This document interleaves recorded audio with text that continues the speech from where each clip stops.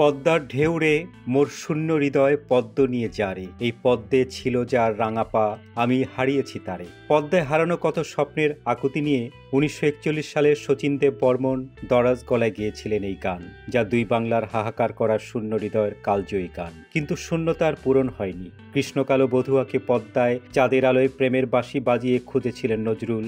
নজরুলের সেই বধুয়াকে আজও খোঁজা হয়।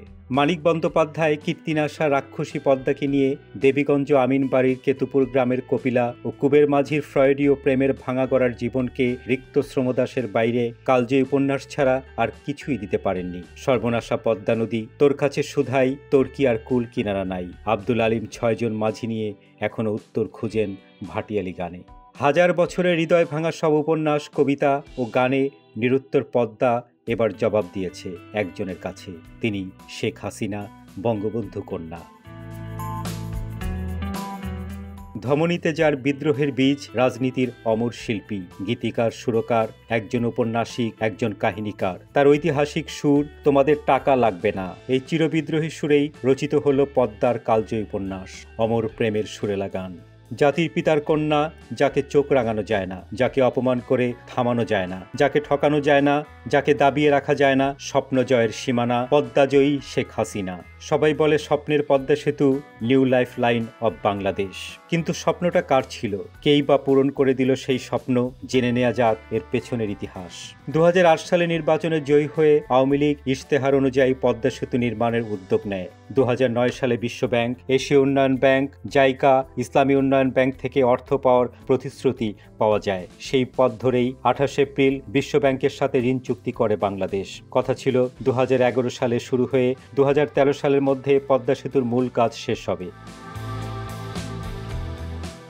সে অনুযায়ী এপ্রিল মাসে বিশ্বব্যাংকের সাথে 120 কোটি মার্কিন ডলার, 18 মে জাইকার সাথে 41 কোটি 50 লাখ ডলার ও 6 জুন এডিবির সাথে 61 কোটি 50 লাখ ডলারের ঋণ চুক্তি হয়।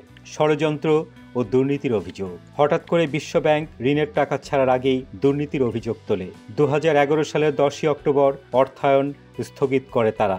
2012 সালের 29 জুন দরপত্রে অংশ নেয়া এসএনজি লাফালিয়েনের সঙ্গে বাংলাদেশি কর্মকর্তাদের দুর্নীতির ষড়যন্ত্রের অভিযোগে ঋণ চুক্তিটি সম্পূর্ণ বাতিল করে দেয়। পরে অন্য দাতা সংস্থাগুলো তাদের প্রতিশ্রুতি চুক্তি বাতিল করে।